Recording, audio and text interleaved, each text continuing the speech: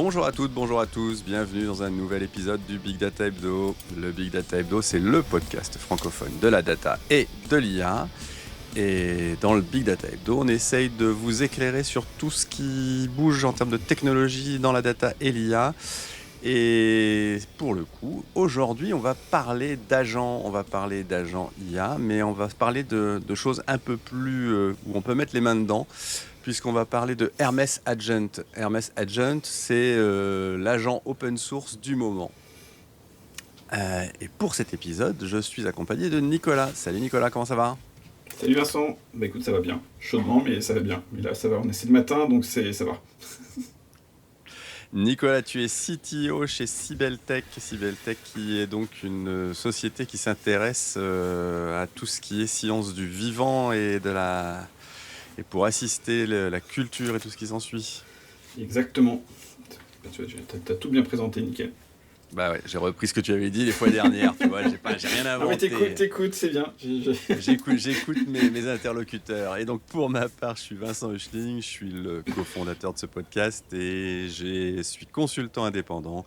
J'accompagne mes clients dans leurs projets data et IA pour les aider à imaginer, concevoir et aussi à implémenter les solutions qui pourront changer leur business. Et donc, allons-y, on va rentrer dans le vif du sujet. Dans cet épisode, on s'est dit finalement, on était passé un petit peu, on n'a pas beaucoup parlé ici dans le podcast de OpenClaw.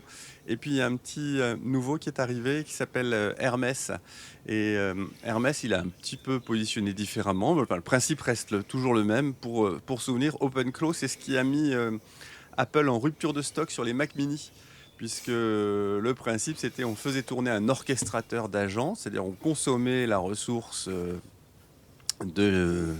par exemple, Anthropic pour faire réfléchir l'agent, mais toute l'orchestration, toute la mémorisation, l'interaction se faisait sur une machine que vous hostiez chez vous ou alors hostiez chez un hébergeur cloud. D'ailleurs, je crois que c'est Hostinger qui a même fait un type de déploiement pour son environnement où vous pouviez demander à avoir une machine OpenClaw directement installée. Et OpenClaw avait un mode d'interaction qui était le suivant. Vous parliez notamment sur un channel Telegram avec votre agent, et puis votre agent faisait des choses pour vous. Donc on était rendu dans le dialogue de l'humain avec son agent pour faire des choses. Il y a eu pas mal de choses qui ont été montrées sur le marché. Mais Hermès Agent était un petit peu différent. Alors déjà, là où OpenClaw était l'émanation d'un acteur solitaire, Steinberger. Là, OpenClaw, c'est un lab open source qui s'appelle Nous Research et qui ne sont pas forcément dans le fait de faire des papiers scientifiques pour se faire reconnaître, ni de faire des levées de fonds. Donc en fait, on parle assez peu d'eux. Mais ils ont construit des modèles, la gamme de modèles Hermès 3, qui existait et là j'ai redécouvert ça, qui existait dans des 8 milliards de paramètres jusqu'à 405 milliards de paramètres, fait partie effectivement des super bons modèles open source que vous pouvez utiliser. Donc la thèse qu'ils ont eue, c'est de dire, avec une API LLM ouverte et des outils open source, vous pourriez déployer un agent qui rivalise avec les offres commerciales. Alors c'est vrai qu'effectivement, on pourrait mettre ça en rapport avec ce que notamment Anthropic propose avec la capacité à avoir des agents qui tournent sur leurs propres ressources. Et ce qu'il faut regarder, c'est que quand même, ça c'est sorti en février 2026, hein, donc c'est quand même tout récent. Pas OpenClaw, mais cette Hermès Agent. Et ils en sont déjà pas loin de 100 000 étoiles GitHub, je crois, alors que OpenClaw, en beaucoup plus longtemps, a à peu près 350 000 étoiles GitHub actuellement. Alors peut-être que ces chiffres sont plus forcément au goût du jour, mais ça vous donne une idée quand même de la traction qu'il peut y avoir là-dedans. Et donc c'est quand même assez intéressant parce que mine de rien, le fait de regarder comment est-ce que ça a été conçu et comment est-ce que ça fonctionne, peut, même si vous n'avez pas envie d'installer des agents, vous aider à optimiser la manière de laquelle vous travaillez avec votre Claude classiquement chez vous. Typiquement, l'une des énormes choses que fait Hermès, c'est ce harness engineering productisé. Donc, à un moment donné, vous avez une boucle de feedback et de rétroaction. On dit, si vous faites 5 fois le même prompt ou si vous avez un enchaînement de prompts et ainsi de suite, écrivez un skills. Et l'une des grosses forces d'Hermès, c'est qu'au cœur du système, il va observer ce que vous faites. Et au bout d'un certain temps, s'il voit des actions répétitives, s'il voit des interactions avec des outils, des choses comme ça, et ben il va écrire de lui-même un skills pour vous aider la prochaine fois là-dedans. Et donc ça, c'est un truc qui est super intéressant et qui aussi peut permettre de vous faire évoluer dans votre pratique. C'est pour ça que je disais, moi, à la lecture et en m'intéressant au sujet, je me suis rendu compte que la manière de laquelle je pouvais structurer le Claude qui est sur ma machine, ben finalement, ça pouvait vachement progresser grâce à ça. Donc, Hermès arrive là où, donc, avec les autres, avec OpenClaw et ainsi de suite, il fallait à peu près tout constituer, vous aviez tout ça. Lui, il arrive déjà avec un harness super bien structuré qui vous permet déjà de faire des choses très fortes. Et donc, si on regarde un petit peu, si on détaille ça un petit peu en cinq couches, hein, l'instruction, les contraintes, c'est-à-dire comment vous allez sandboxer les choses, le feedback, comment est-ce que vous allez pouvoir faire évoluer votre système, la mémoire, puisque bien, au cœur de tout ça, il y a aussi la capacité d'avoir une persistance et l'orchestration. Comment est-ce que vous faites un truc multi-agent, multi-modèle et ainsi de suite. Hermès arrive avec des réponses super claires là-dessus. Donc sur les instructions, typiquement, quand vous êtes en train de travailler manuellement, ben, vous allez écrire votre Claude MD ou votre Agent MD, enfin peu importe le nom que vous lui donnez. Lui, ben, il a son skill, comme je dis, il a son skill system qui va auto-créer, auto-updater. Après, il y a cette notion de contrainte. Dans quelle mesure vous faites des hooks, vous faites des choses qui vont empêcher de faire certaines actions. On a vu que l'un des trucs qui avait été mis en avant sur OpenClaw, c'est qu'il y avait des gens où OpenClaw était parti, s'était emballé, il avait commencé à acheter à souscrire à des services complémentaires parce qu'on lui avait demandé de faire des choses, quelle que soit la manière de laquelle il puisse y arriver. Enfin, là, fonctionnement, il y a vraiment un système au cœur de tout ça. Chez Hermès, ils ont décidé d'avoir un système de permission, d'exécution qui soit sandboxé. Donc c'est quand même vachement bien de ce point de vue-là. Alors la boucle de feedback, ben, j'en ai parlé juste avant, c'est-à-dire que là où vous deviez faire une revue manuelle, prendre un peu vos prompts, les remettre dans un skills, machin, ainsi de suite, ben là automatiquement il y a une learning loop qui est assez automatisée. Et il te fait valider du coup Ah bah oui, il ne fait que créer des fichiers Markdown que tu peux ensuite aller éditer et aller modifier. Mais oui, alors je n'ai pas regardé dans quelle mesure effectivement il y avait ce côté très manuel de proposition d'un nouveau truc et puis dans quelle mesure il pouvait derrière on pouvait avoir un workflow pour pouvoir les activer ou pas. Ça, j'ai pas regardé. Pour ce qui est de la mémoire, jusqu'à maintenant, ben, vous deviez sérialiser vous-même un peu la mémoire et réécrire dans des contextes, dans des markdowns spécifiques, réécrire des choses comme ça. Ben là, vous avez un système, il y a même une base SQLite qui permet de persister toutes les interactions et qui vous permet de commencer des interactions sur un média. Typiquement, tout à l'heure, je parlais de ce truc qui était très à la mode, d'avoir une conversation avec comment dire, je vais y arriver, avec un Telegram ou un WhatsApp et de la terminer dans le terminal de votre machine. Et bien là, pour le coup, ça c'est hyper synchronisé puisqu'il y a une base SQLite qui permet d'avoir cet enregistrement continu de ce qui se passe. Et puis après, en termes d'orchestration, c'est là aussi où ils ont fait un super effort, c'est que vous avez une possibilité de chroner des tâches, de faire des appels multimodèles, de faire appel à des modèles différents puisqu'ils ne sont pas bindés sur un type de modèle précis. On rappelle que OpenClaw avait démarré et ça avait fait une bisbille avec Anthropic pour être très fortement utilisé avec les modèles d'Anthropic. Et ensuite, Steinberger avait été recruté par OpenAI Et donc, j'ai pas suivi après, mais il est fort probable que effectivement les releases suivantes d'OpenClaw soient des choses très typées pour être utilisées avec l'écosystème OpenAI, quoi. Euh, et donc, voilà, donc c'est quand même quelque chose. Donc, il y a vraiment un feature set super intéressant de ce point de vue-là et qui donne aussi de très bonnes idées si vous avez envie de développer une boucle agentique ou quelque chose comme ça derrière. Notamment, euh, il y a le système de mémoire qui permet d'avoir des choses et donc de pouvoir avoir aussi une latence de retrieval. Si vous voulez faire un RAG, par exemple, eh ben, le système de mémoire va pouvoir vraiment vous aider puisque vous allez être à 10 millisecondes, même si vous avez un volume de documents que vous avez mis dans votre système qui est énorme. Donc c'est vraiment quelque chose qui va permettre de construire des scénarios et de résoudre plein de choses différentes.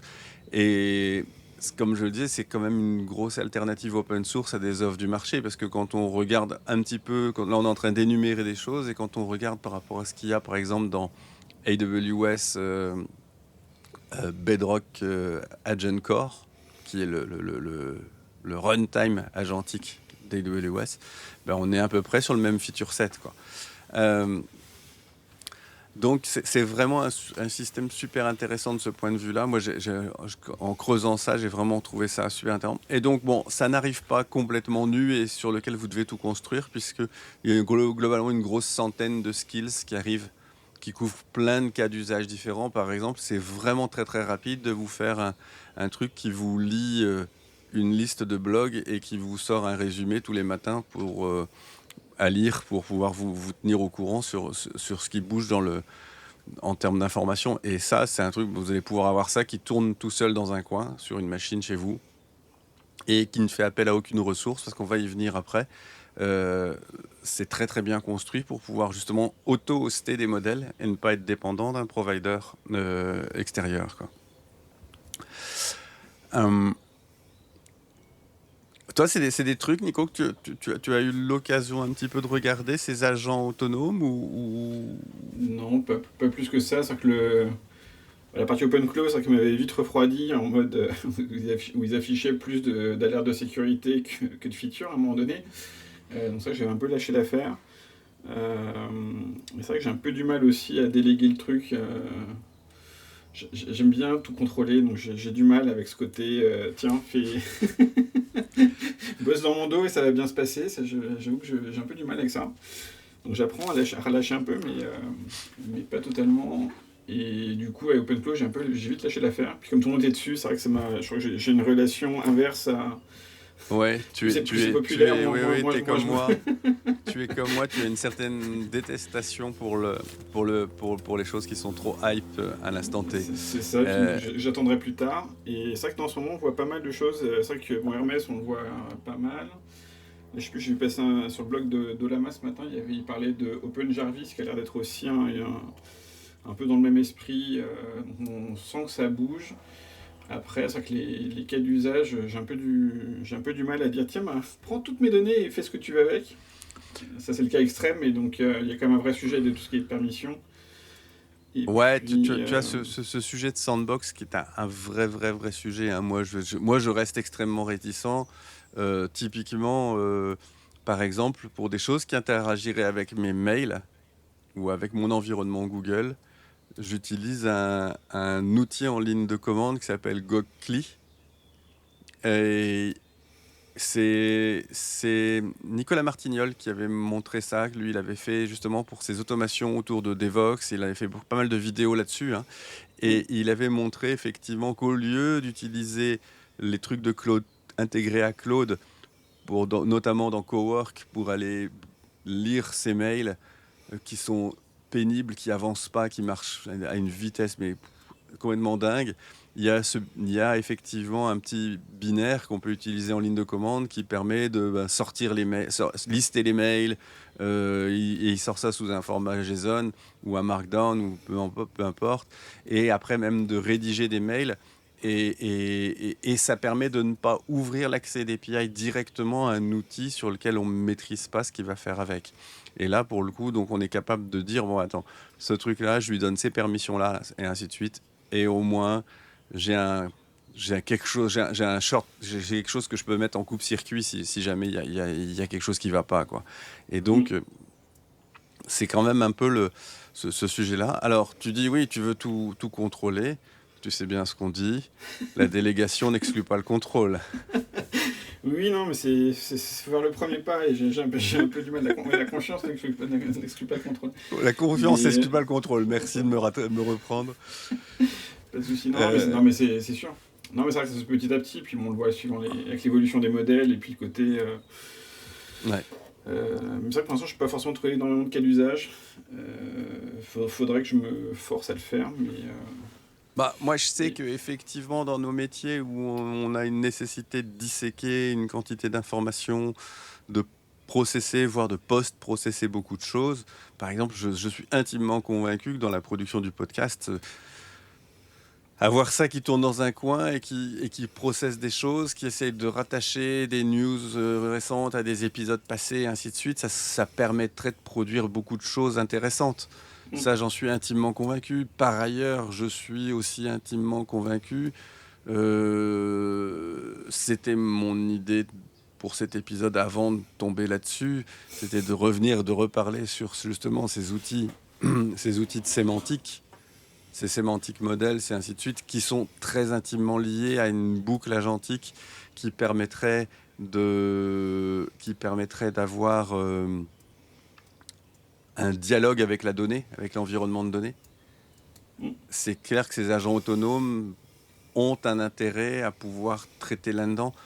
On dit aussi, ben voilà, on dit que les agents sont des choses capables de travailler sur les tâches rébarbatives, celles que nous humains, on n'a plus du tout envie de faire, et ainsi de suite. Ok, ben le truc dans la data sur lequel on est encore un petit peu pas à l'aise, c'est le sujet de la documentation, de valider que de faire un peu le travail de linter sur les environnements de données, de valider qu'on a bien mis les commentaires sur toutes les colonnes, de valider tous ces trucs-là, enfin, entre guillemets, qu'on essaye de faire dans des CI/CD classiquement dans du code.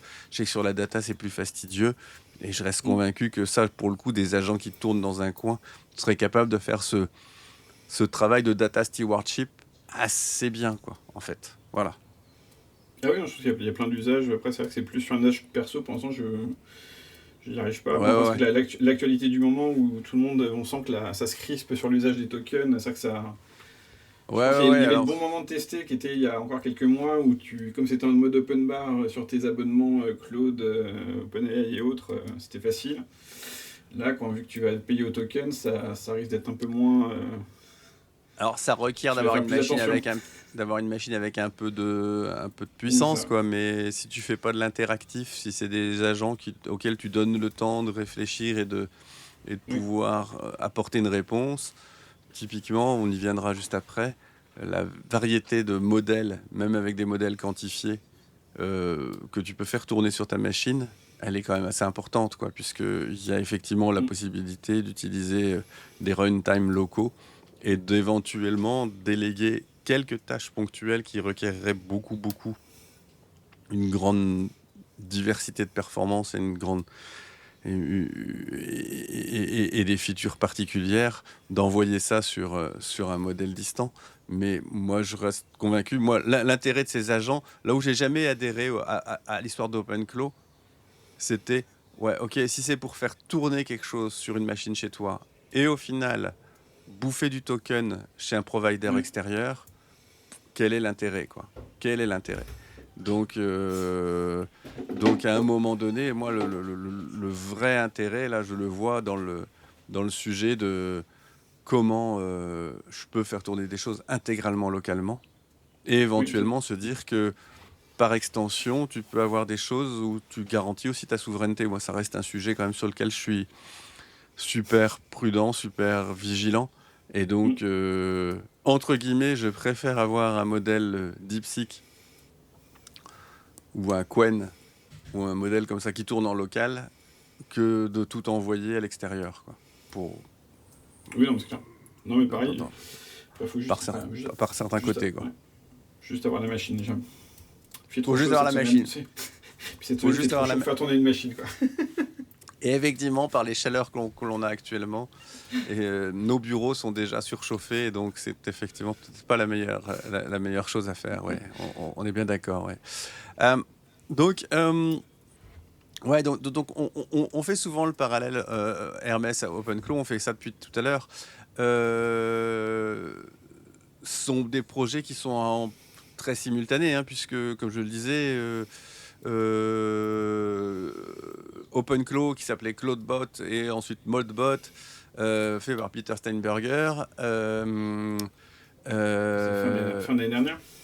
ouais, c'est ça. Ça a été lancé en novembre-décembre 2025. Ça est devenu viral en janvier-février 2026.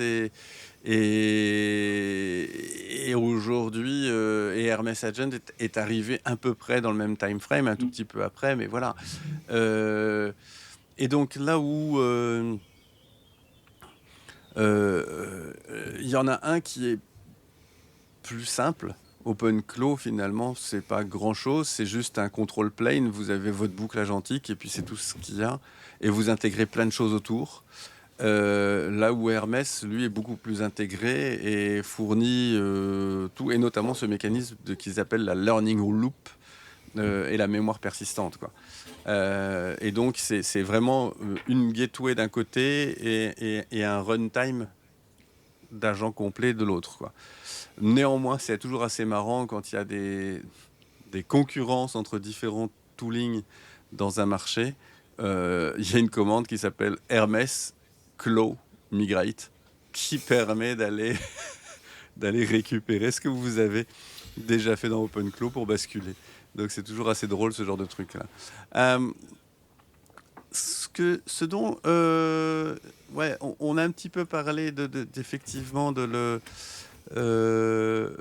de cette sécurité. Euh, Hermès, par défaut, l'architecture est prévue pour être safe. C'est pas des correctifs a posteriori qui permettent de corriger des CVE qui pourrait y avoir dessus. Donc, à un moment donné, il y a vraiment une différence sensible. Et c'est peut-être ça qui fera qu'on aura plus envie de l'utiliser, pardon, que d'utiliser son prédécesseur. Donc, il y a vraiment ce point important. Euh, et il y a vraiment, un point qui est super important qui, qui est le fait que Hermès est agnostique au modèle. Et ça, c'est quand même moi, c'est le premier truc que j'ai regardé, quoi. C'est dans quelle mesure on est libre de faire ce qu'on veut avec et de l'utiliser comme on veut, quoi. Donc, typiquement, vous pouvez évidemment utiliser des providers cloud.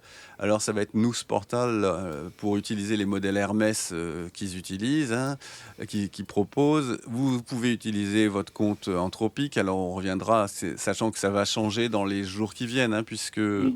je crois qu'au 15 juin, Anthropic va faire le rollout de ce nouveau mode de facturation, puisque jusqu'à maintenant, justement, OpenClaw fait partie de ces choses qui ont fait que la rentabilité d'Anthropic, notamment, a été mise à mal très fortement, puisque, souvenez-vous, au départ, vous pouviez avoir votre abonnement à 20 dollars et faire des appels d'API sur la base de cet abonnement à 20 dollars, pratiquement illimité. Disons-le, je le dis pratiquement, mais vous tapiez de temps en temps des quotas, mais c'était très très lointain, et notamment tous les modes non interactifs de Claude était possible par l'appel d'API, par la commande Claude-P qui permet de passer en paramètre dans une commande line Claude, de passer un prompt et de récupérer l'output. Donc tous ces trucs-là, c'était open bar. Et donc Anthropic a dit non, non, attendez, nous, on a des clients qui payent 20 dollars et qui nous en coûtent 1000 par mois, donc ça suffit. On va arrêter là. Et donc à partir du 16 juin, normalement, il va y avoir une enveloppe de crédit API qui sera fournie en regard de chacun des plans que vous prenez.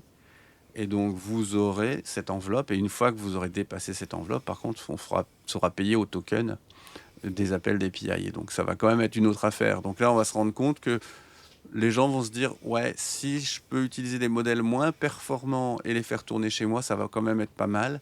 Et donc, c'est là où effectivement Hermès, ils ont été malins. Ils ont dit, ouais, attends, d'entrée de jeu, nous, vous pouvez utiliser derrière des providers avec API Key ou même du self-hosted, c'est-à-dire que vous mettez un Olama ou un LLM, tu dis, non? OMLX, Ouais, ouais, MX, le ouais. framework d'Apple, et vous faites tourner des modèles localement, et c'est ça que vous allez utiliser comme moteur. Et éventuellement, vous pourrez faire un routage vers un moteur externe. C'est-à-dire que typiquement, si vous avez quelque chose qui requiert la puissance d'un Claude Opus 4.8, eh ben let's go, on y va, vous faites des appels quand c'est nécessaire. Et donc c'est quand même super important de ce point de vue-là, cette capacité à aller chercher des choses plus, euh, plus larges et de pouvoir avoir quelque chose d'extrêmement ouvert, quoi. Donc moi c'est vraiment ça qui m'a intéressé là-dedans. Et donc, si on regarde un tout petit peu, j'ai un petit peu, comme je disais, j'ai un petit peu creusé le truc. Et donc, j'ai regardé, si vous allez dans Hermès Agent, vous allez pouvoir voir, ils ont notamment des guides and tutorials où vous avez justement bien expliqué comment faire, par exemple, un daily briefing bot. Et ce daily briefing bot, lui, bon, vous êtes dans le truc, dire, voilà, il y a un cron scheduler qui va démarrer le bot à 1 heure le matin. Et donc, il va faire des web research, il va faire une summarisation du content. Et clairement,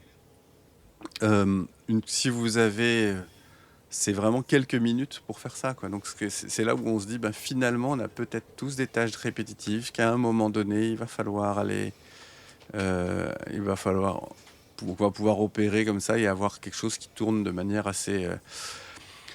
assez autonome. Donc moi, c'est encore une histoire de temps, hein, après, hein. C'est une histoire de temps pour essayer les choses, mais je suis assez. Et tout à l'heure, on parlait d'AWS, vous voyez, eh ben, vous pouvez même aller intégrer votre Hermès Agent avec Bedrock, puisque vous avez la possibilité d'utiliser votre compte AWS Bedrock pour pouvoir faire tourner cet agent. Donc, euh, clairement, je pense que c'est des choses quand même qu'il va falloir regarder de manière assez proche pour pouvoir, d'assez près, pardon, pour pouvoir créer des choses.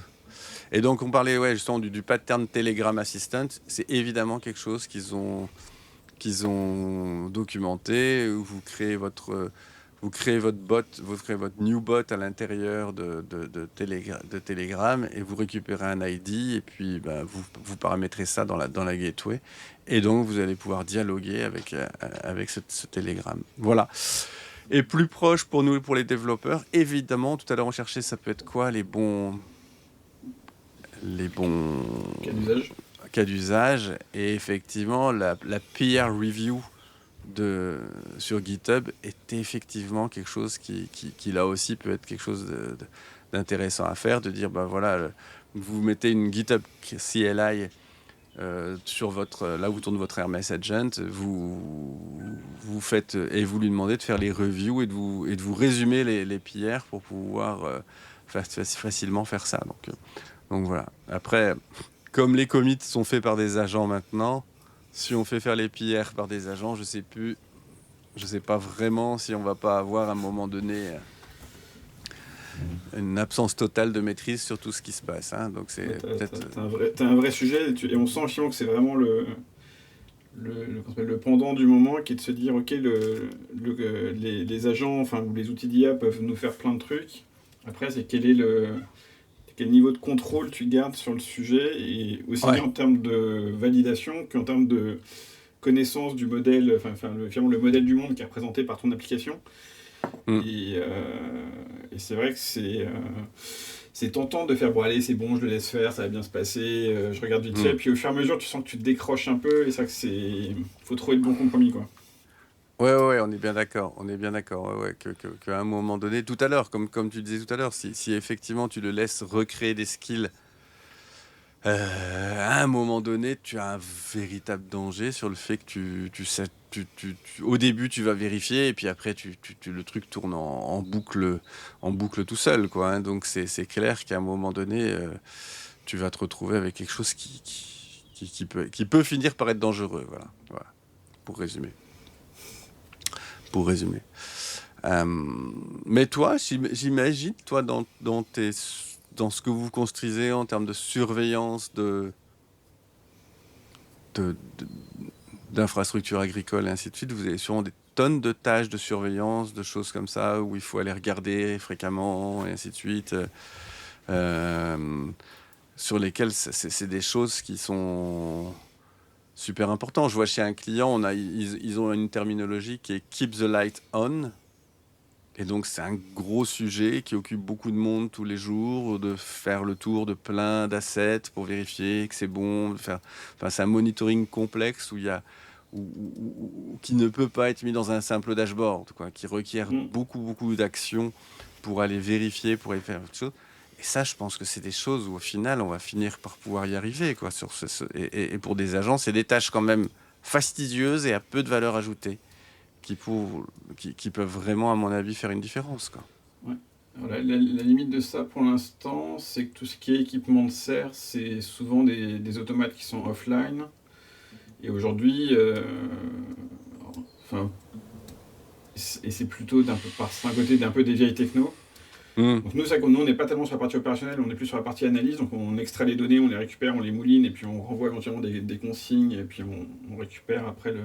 Ouais. Mais on n'est pas au niveau vraiment de l'agent qui. Enfin, on peut les piloter, mais on n'est pas vraiment sur la partie purement opérationnelle de suivi.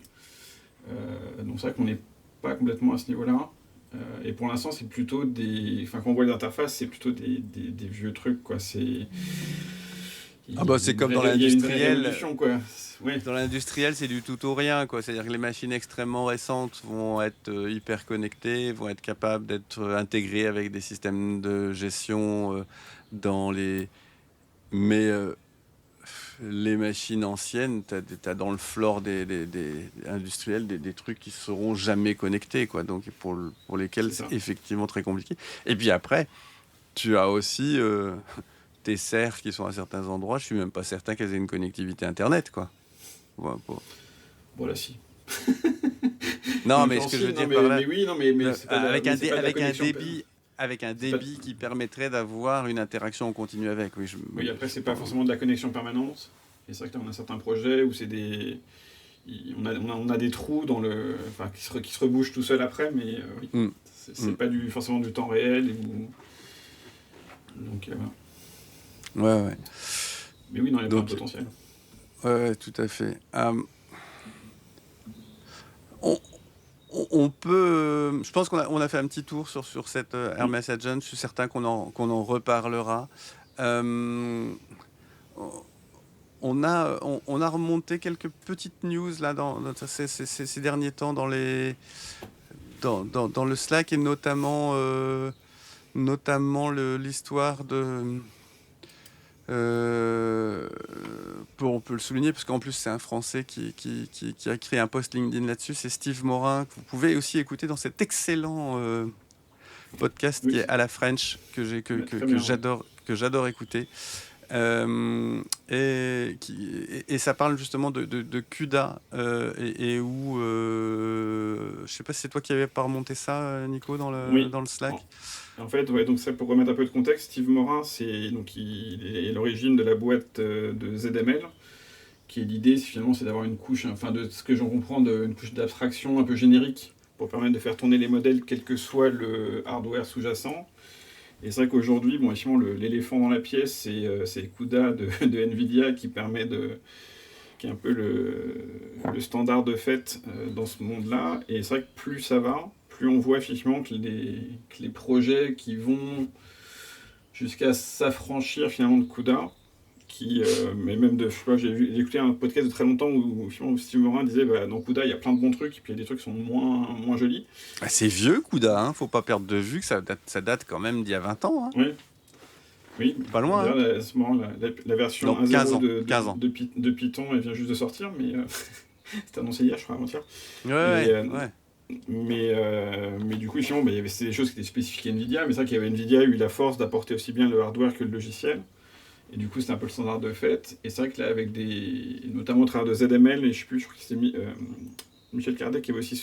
Ou non, ou pas, mais je sais plus qui. Bref, qui avait souligné d'autres projets. Mais ici, il y a d'autres projets qui. Il y a plein de projets qui vont finalement vers un côté un peu plus générique et Ouais. qui pourraient permettre de s'affranchir de Nvidia. Et je pense qu'il y a quand même une grosse menace d'ailleurs pour le monopole d'Nvidia. Enfin, le monopole d'Nvidia, c'est que le jour où on peut arriver à se passer de CUDA et à ne plus faire toute cette partie un peu bas niveau que c'est Ah une ben, grosse menace pour eux, quoi. Nvidia est menacé à deux niveaux, c'est-à-dire que tu as un premier niveau qui est effectivement cette pile logicielle sur laquelle ils étaient hégémoniques, ils vont peut-être l'être de moins en moins, premier point. Puis deuxième point, de plus en plus quand même si c'est pas encore entre guillemets en production partout, des alternatives à la technologie Nvidia pas forcément pour l'entraînement des modèles, où ça restera probablement encore très longtemps. Cette brute force qu'on peut avoir restera encore très valable, mais il y a quand même pas mal d'alternatives qui sont en train de Mm. monter sur l'inférence. Et Oui, c'est clair. d'ailleurs, même Nvidia, entre guillemets, est en train de travailler sur cette alternative. Ils ont racheté cette boîte qui s'appelle Grok. Alors, rien à voir avec C'est un avec le partenariat exclusif. Ah, pardon, je me suis trompé. Pardon, je me suis trompé. Je m'excuse. Enfin, c'est C'est un partenariat exclusif qui est, pour montrer de la bonne volonté, très lié à de l'échange d'actions.